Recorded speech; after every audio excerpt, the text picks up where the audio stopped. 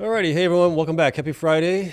Today markets did pretty good. Bitcoin was up, miners were up nicely as well. We got a bounce. We didn't get the fall that we thought maybe we would get with the Japan Bank or Bank of Japan raising interest rates. So we actually had a pretty good day overall. So I think all of the action we had in the past couple of weeks were leading up to this point, right? We had obviously miners being down, Bitcoin being down as well. I think that all led up to this point here. Everybody was kind of pre-running it maybe a little bit. That's just my thoughts on it. Could be wrong on it, but overall, today was a good day. We'll take a look at also the miners on their short interest right now, how they're being shorted, basically. We have some good news stories as well that we'll get into, and then we'll get into Q&A here, so it should be pretty short and sweet. But today was a pretty good Friday overall. We had the quad witching hour as well in the markets today, and things actually did pretty good. So all in all, pretty good day here. Maybe this is the reversal that we were waiting for here. But as always, not financial advice for entertainment only. Do your own research. Full disclosure below that. Hit the like button, subscribe. Helps me out tremendously here. And let's take a look at what happened with the markets, Bitcoin, and everything else in general. So today, Bitcoin bounced off of the 200 SMA here. That's not Bitcoin. That's Cleanspark. Sorry. Bitcoin here. Bitcoin is still below the 200 SMA and the 100 SMA, 50 SMA as well. But today we were up nicely, 3.08% on that one. We're up a little bit on the new day for Saturday here, a little bit up just 0.09%, nothing major.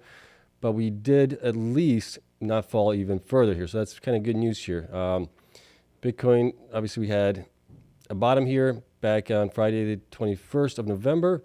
We bounced off of that. We came back down, went back up, came back down, went back up, came back down. We're kind of bouncing back up here. So maybe now we'll have a little bit of a sentiment rally happening into this week because next week we have Christmas coming up here. And maybe we'll get a little rally here in Bitcoin and all these markets as well. But we'll see. Dow Jones was up today. NASDAQ was up. S&P was up as well. Bitcoin, like I said, was up. Ethereum today was up also nicely today. It was up 5.36% there. Miners had a really good day overall. They were all in the green here. Bitfarms had a nice day, 11.45% being up in the green. BitTier was up almost 10% there. Cango was up 17.42%. Not sure what happened there. I didn't see any news stories on that one. That's from 2 days ago. Yeah, nothing's really happening. This thing has been definitely beaten down here, though. So maybe that's why it's kind of catching back up here a little bit. If you look at Cango compared to like American Bitcoin, the valuation disparity between those two companies is massive. And maybe this is why this is kind of pumping up here a little bit because it was beaten down quite a bit there. Cypher was up 7% today, continuing a nice 2-day little rally here. CleanSpark was up 7.41%, bounced off the 200 SMA, so that's good there. CORZ was up 7.14%. Hive was up 5.99%. HUD data was up nicely, 14.33%. IREN also did really great today, up 11.51%. Still below the 100 SMA, though, nonetheless, up here. You may see a little bounce here happening in the next week as well. Mara was up 5.06%. Riot was up 8.37%. Wolf was up 6.19%. The Bitcoin treasury companies all had a pretty good day there. The only ones that did okay was Nexon. Nexon was up just 0.29. Phoenix was just up basically flat on the day, and GameStop was down actually 0.22% there. Small miners had a pretty good day overall. Annie was just up a little bit, 1.39%. Argo was actually down 1.65%. DigiPower was up nicely today, up 20.33%. DMG was up just a little bit. Mawson was up 8.85% there, and Canon was up 5.77%. The Bitcoin miner ETFs had a great day. WGMI was up 9.63% there. Nice little bounce there. DAP was up 7.92. BKCH was up 8.16. And BitQ was up 7.21. Ethereum holding companies had a good day also overall. BMNR was up 10.31. BitDigital was up 10.4. BTCS was up 6. Game was up only a little bit, 0.82. And then SBET was up 8.76% there. Other things that we track here, American Bitcoin had a good day, was up 11.95% there. I still think this one is overvalued. That's just my thoughts on it. I think it can possibly still go down a little bit more, but maybe with Bitcoin going up, it may actually bounce here. FIG was up just a little bit, 6.73% there. Wi-Fi was up nicely today, 17.06%. We talked about this a little bit yesterday. They have a new deal with, is it Nspace? I want to say it's Nspace, but I could be wrong on that. I'm going off memory here. Let me see if it shows up here. Wi-Fi versus AI cloud deal with Nscale. Sorry, not Nspace, but Nscale. So that's what that was for $865 million there. So that one's bouncing a little bit there. I was surprised it didn't bounce yesterday, but it's bouncing today, so that's nice.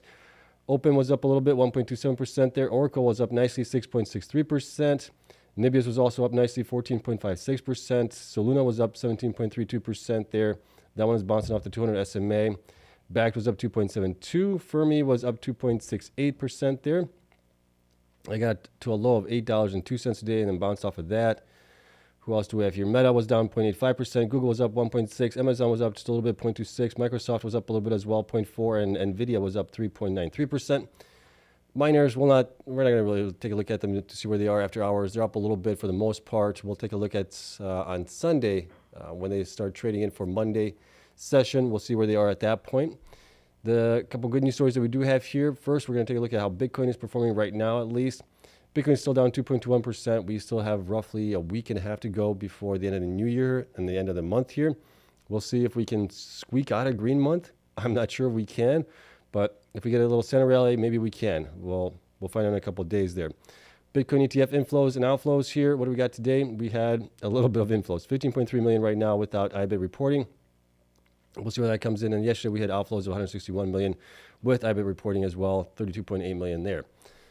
All right, next, a couple of good things that we have here, some bad things as well. This is kind of outrageous here. Fidelity predicts that one Bitcoin will be worth 1 billion by 2038. That is, okay, that would be out of this world, fantastic, 2038. So that's basically, I mean, that's not too far by 2038. I mean, we're at 2025 now, so that's like 13 years here. I think that's overly optimistic here to be honest with you guys. That's kind of my thought on it. Would I love to see Bitcoin at 1 billion? Yeah, I would definitely love to see that, because at that point, my retirement is going to be really, really good. My kids will be set for life and everything else, and possibly my even grandkids would be set for life as well. So I'd love to see that, but I don't know if that's reliable, if that we can go by that. Now, we do have a poll going on right now in the chat here, and I basically posed that question, right? Can Bitcoin get to 1 billion in 20 years roughly? And right now it's 53% of you are saying no. So yeah, I don't think that's going to happen here unless something major happens where everything is done on Bitcoin going forward in a number of years. That's the only way I could see things maybe going that route. But right now, I'd be happy if Bitcoin gets to $1 million by 2038 here, the way we're going right now, right? And if we can get to maybe 10 million by 2048 or something like that, I could see that happening here. But nonetheless, I mean, this is one of those news stories that's just out there, and it's sensational, and it'd be wonderful to see it happen. But I think the chances of that are pretty low right now for that to happen. But man, I would love to see that happen. Next here, this is from Daniel Roberts here, CEO, co-CEO of IREN. This kind of momentum gives me and will space to think bigger. If you were building on top of it, what would you do next? So they're asking a question, what would we do next, right? So if we're building on top of it, I would say go to outer space, right? Start working on maybe developing little CubeSats for AI data centers in space. I think that's going to be the next frontier here once we use up all the electricity that's available that we have here on our little blue planet. But IREN posted this: the pace of progress at CHOLRS is accelerating. Just months after breaking ground, Horizon 1 electrical and mechanical works are well underway. Horizon 2 data halls are rising. Horizon 3 and 4 civil have been commenced, and more than 1,200 workers are active on site, bringing the next wave of AI infrastructure to life. All of this keeps us firmly on track to deliver GPU superclusters for Microsoft throughout 2026. And that is wonderful to hear here. If we look at the site there, I mean, man, it is a thing of beauty to watch here as that is being built out. You can see all the sites that they have obviously here for Bitcoin mining right there. And then these are obviously being all retrofitted here. Looks like, I don't know, these are new sites or new buildings. I think these are just current buildings that they're retrofitting for cooling and things like that they're going to need for the superclusters of AI there. But man, that's awesome to see that they are progressing quite nicely, and their increase in manpower is also increased. I think the last time we talked about this, they were at 900 employees working on site overall. I don't know if they're employees, contractors, whatever it might be, but it's like, was it like 900? So they're now an additional 300 more at 1,200 workers there. So that is awesome to see there. And that's going to mean good things for shareholders here going forward as well, I believe. Okay, next here, I thought this was actually really good news here. We talk about Elon Musk every once in a while with Tesla, SpaceX, and XAI as well. But this is obviously breaking in a massive ruling. The Supreme Court of Delaware rules that Elon Musk's $56 billion 2018 pay package must be reinstated, right? So there was a lawsuit against It was brought on by some activist investors, I guess, whoever, I don't know who it was. But basically they said that the shareholders that voted for Elon Musk's pay package, I guess, in a sense, where they didn't know what they were doing, they were dumb, whatever, whatnot, right? But the shareholders voted there in favor of Elon Musk getting that pay package. Went to court. The first court, a couple of courts, basically agreed that was, I don't know if it was egregious of his pay package, but finally the Supreme Court of Delaware said, investors agreed to this, shareholders approved it. There is no reason why he should not get this, and this is the way it should be. If shareholders vote on something, it should be basically law of the corporation at that point. There is no reason why it has to be battled in courts. That's just my take on it, right? So I love seeing this. This is actually really good news here for shareholders that they do have rights. They do have, when they vote on something, it is set in stone, basically, more or less. But it took a while to get through this, so this is great news. And then we do have some sad news here. This is from David Sachs. Senator Loomis has been a great ally on crypto. Very sorry to see her go. So am I, right? She's, I believe, in her 70s right now. She has been a strong supporter of Bitcoin and crypto for the last couple of years here. And it's definitely going to be sad to see her go. But she is obviously working. She's a Republican senator from Wyoming. And she has officially announced that she is not running for re-election in 2026. Like I said, she's in her 70s. She is going to be doing everything she can to get the final bill across the president's desk there in 2026. And then she's going to obviously sail off into the sunset there and enjoy her retirement. So a little sad news there. We're losing definitely a strong proponent for crypto and Bitcoin here in the space, unfortunately. But she has done very, very, very good things here in the space in her time. So that's good to see there. All right, that's it. That's all I got for you guys as far as good news, bad news, and things like that. And then when we look at the share shorted here stats, this is updated. We have the latest two reports on this going back to 11/14 and 11/28 as well of last month. So this got updated today. And here's what we have right now on the shares shorted here. Current number of shares shorted. Marathon still has the most number of shares shorted there, 103 million, followed by TerraWolf, 102 million. Bitfarms, 82 million. Cleanspark, 81 million. Core, 59 million. Cypher, 57. IREN, 54. Riot, 47. BitDeer 22, Hut 8, 14, Hive 14, and Kango 2.4% of average floated shares shorted there. TerraWolf is the most shorted. It's 39% of the float shares, followed by Cleanspark at 33% now. Marathon at 27%, almost 28. Then you get IREN at 22%, Core at 20, BitDeer at 19, Cypher at almost 18 there. Hut at 15, Bitfarms at 14.5, Riot at 13.6, Hive at 6.12, and Kango at 3.7 there. So I think some of these, I think there might be some pain happening in the next 3 to 6 months for the shorts here that are in like TerraWolf, Cleanspark, Mara, even IREN, I would say, Core as well, and maybe BitDeer as well, and Cypher. That's definitely a large short position there right now as it is in these guys. So I think they might feel some pain happening in the coming months. At least I hope they do, because a lot of these guys are doing very, very well here. Shouldn't be shorted as much as they are. Here you can see the shares shorted versus their market cap right now. The value of the shares shorted there is in purple. The market caps of these companies is in the blue there. You can see that. I'm not going to go over that. Number of shares shorted changed from last time. So we have an increase here for Marathon, up 5, or Mara. I should call it Mara. They're up 5.3 million shares shorted. Hive, same thing, up 5.1 million. Cleanspark's up 3.6 million roughly.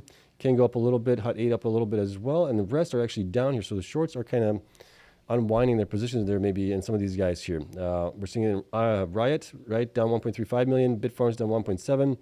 TerraWolf down 3.3. Core down 4.5. IREN down 5.4 million shares. Cypher down 6 million shares. And BitDeer down 7.1 million shares there as well. And then this is a percentage from last time. So when we look at the shares shorted from last time and to now, what is the increase on that? Hut 8 actually had a huge increase here, it looks like.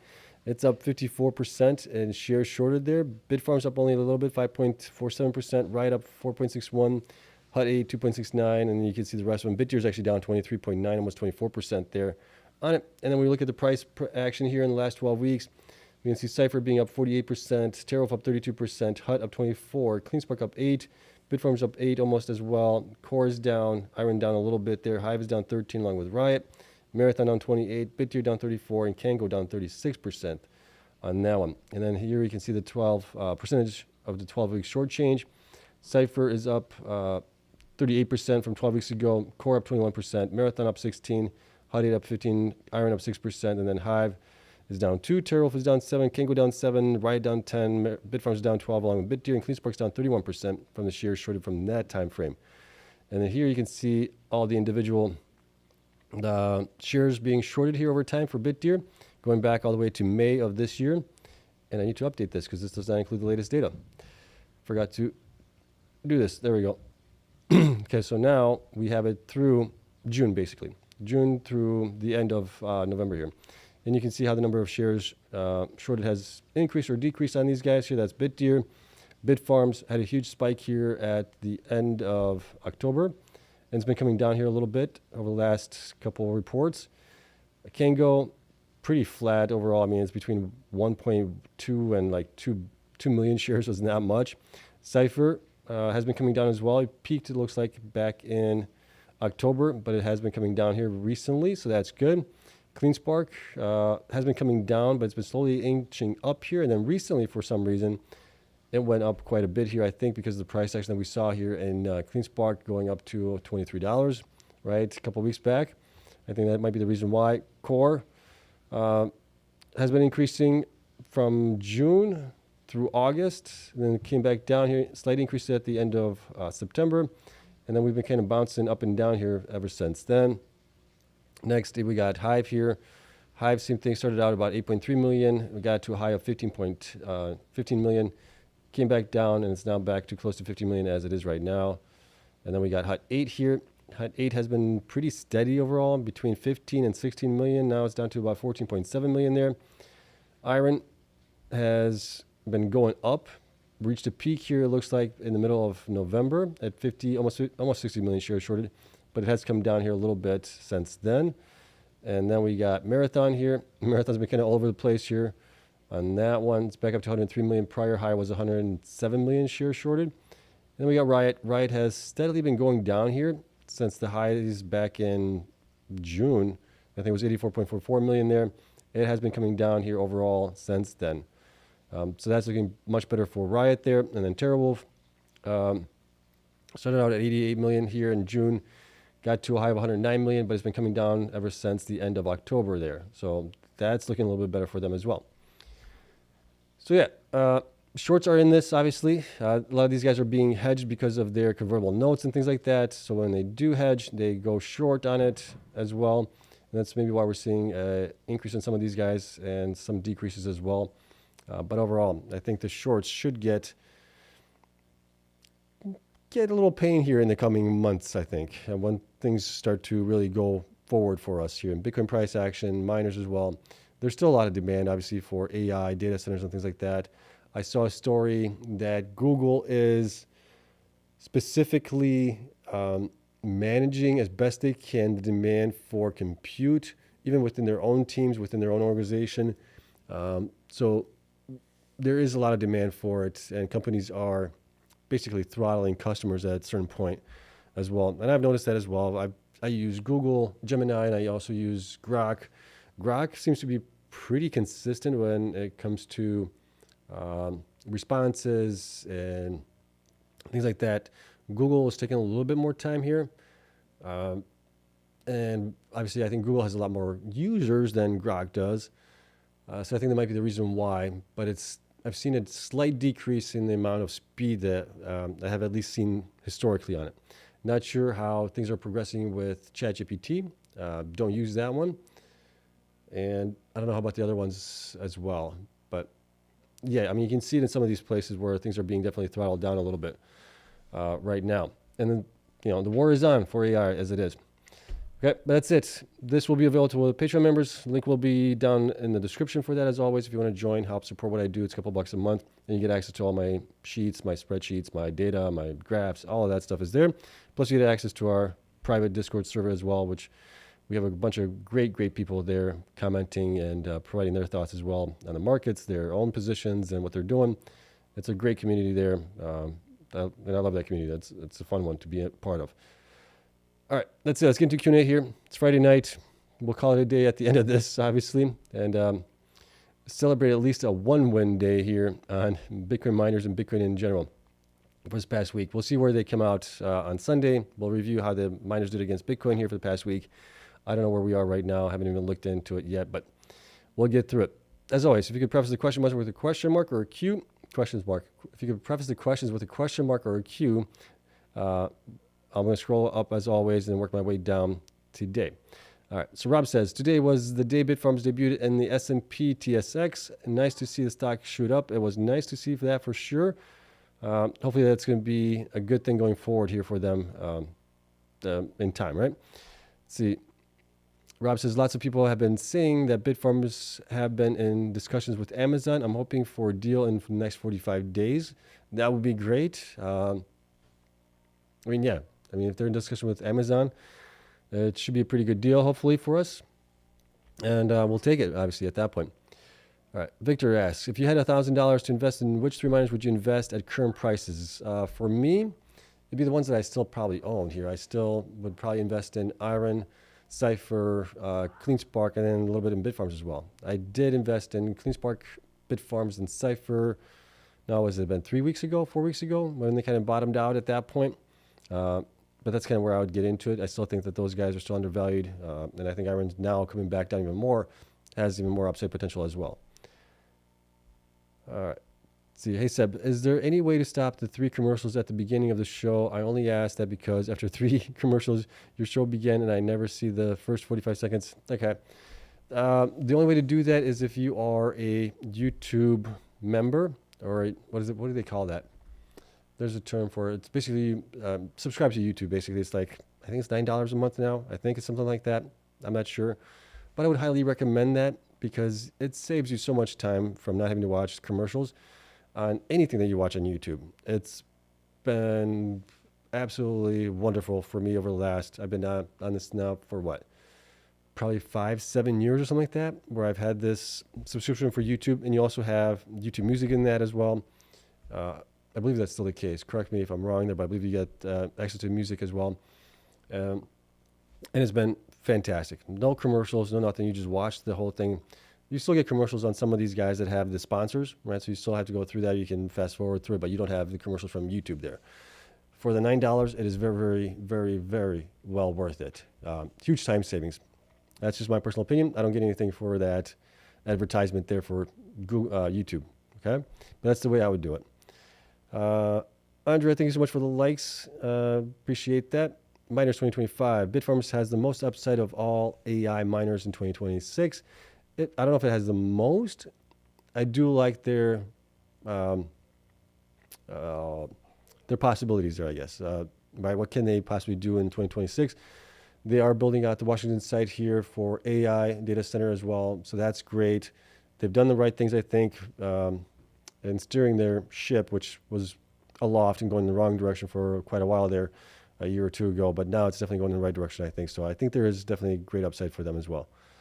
Rob agrees there. Yes, Bitfarms has great upside. SK15 is applied more better than Cypher or IREN.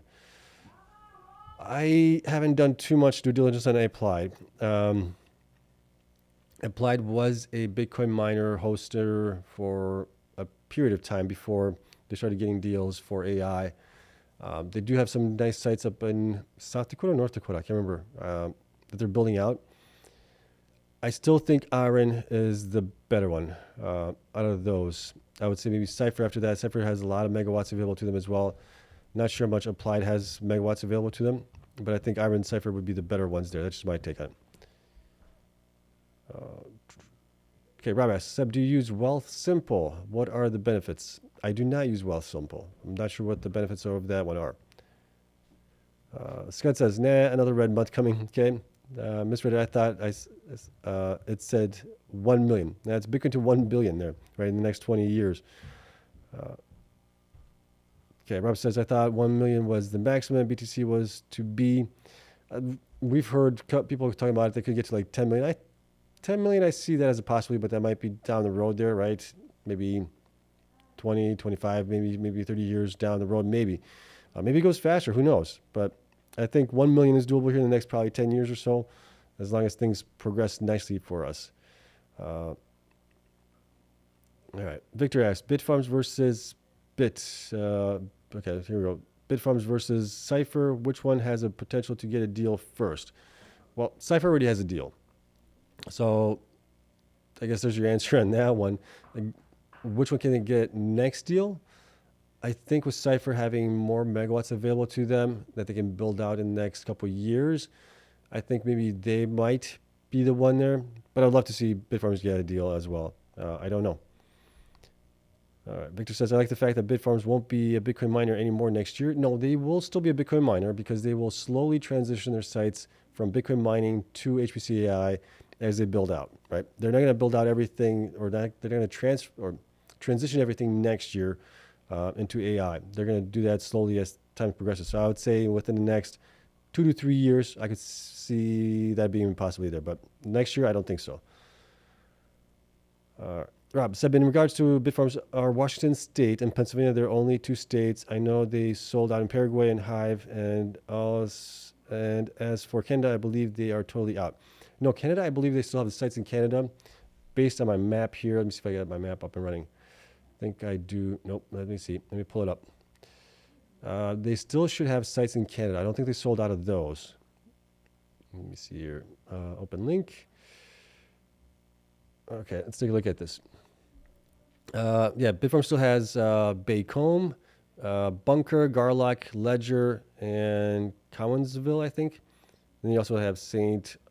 Hyacinthe, and I think Magog is also down in that's in Montreal as well. So yeah, they still have Canadian sites here, but the only ones that they have here are Scrubgrass Plant in Pennsylvania.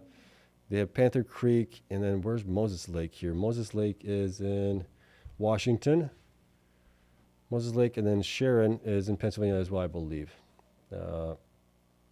Yeah, right there on the border of Ohio there in Pennsylvania. So that's kind of where the sites that they have right now. Other than that, everything else has been sold, like you said, but Canada, Washington, and Pennsylvania, they still have sites in those. Unless I missed something. Okay. Roger, how come we pumped today after Japan raised rates? I think it was being priced in, to be honest with you. I think all the action that we saw in the prices on the miners, Bitcoin in general, stock markets too, even to a certain extent, that was being priced in to that event happening today, where a lot of people were not really transitioning, but they were kind of readjusting their portfolios based on what was happening here. And I think that's why today we were actually pretty good overall. Because a lot of that stuff already happened there. All right, Daniel says, with more and more of these companies abandoning Bitcoin mining, there will be a shortage of Bitcoin in the near future that will drive the price up. Well, the shortage is going to be there nonetheless, whether these guys mine it or not. There's always going to be a shortage because the network is going to always adjust to the difficulty based on the hash rate of Bitcoin and things like that. So if they don't mine it, somebody else is going to mine it. Somebody's going to get more Bitcoin for it, but the shortage is always going to be there because right now what are we generating? 450 Bitcoin per day? As it is in the next, 2 years roughly, right? In the next 2 years, we'll be down to 225 Bitcoin, right? Because it halves again at that point per day. So that halving event every 4 years is going to continue to dwindle the supply of Bitcoin going forward as well. So it's not just that they're not going to be mining it. And if they're not mining, somebody else will mine it. Daniel asks here, let's see here. Because Soluna has a small market cap, do you think the upside is much more? Why should one invest in Soluna? Thanks, Seb. Soluna is speculative to me right now. I would have to do more research on it. I did research on them going back probably now 2 years ago, I think, roughly, maybe a year and a half. I was doing research on them, and at that point, they were, going back 3 years now, they were in trouble financially. They got a new CEO, which was a good thing. The CEO seems to be doing things much better here. The only questionable thing that I see, and that's the only questionable thing that I see, is all of these projects that they're doing, they're like partnered with somebody else on that. So it's like a partnership they're building out with somebody else, and it makes it a little bit more muddy when it comes to reporting and things like that. That's the only thing. That's the only, I guess, knock I could have on them right now. But other than that, they've been doing pretty good here. Yes, they are a very small miner, easy to manipulate as well, and price action here. Could they do better going forward? Yeah, it's possible. I would say it's high risk, high reward potential for that one. Dog Golf Wall Street. One miner has the most upside in Q1 2026. Depending on what we're looking at, we're looking for Bitcoin mining or are we looking at AI potential here? I think most upside potential, a lot of these guys do. Right, all these guys that are in AI, that have AI deals and building out those data centers for those things, I think a lot of them do. It just all will depend on who gets a good news story, who gets a good deal with somebody, and that's going to spike them up. So it's going to be dependent on Bitcoin anymore. It's more dependent on AI news for them. But a lot of these guys, I still think Cleanspark, IREN, Cypher, Bitfarms, I would say even 8, I think is kind of highly priced right now as it is, but with the deal that they got, that helps out. Who else do we have here? BitDeer, I think BitDeer is also way down from where it probably should be right now. Even Riot, Mara, all of those guys. All right. Rob says, oh, before I forget, JP Morgan downgraded a whole bunch of the miners today, but I caution on anybody believing any ounce of truth to that because JP Morgan puts out FUD and then their assassin Asian office buys up those stocks they put down. Yeah, JP Morgan is a manipulator for sure. They have, they put out a global price target in IREN while everybody else was going like 80, 90, 100 some odd dollars on them. So I do not trust anything that JP Morgan says.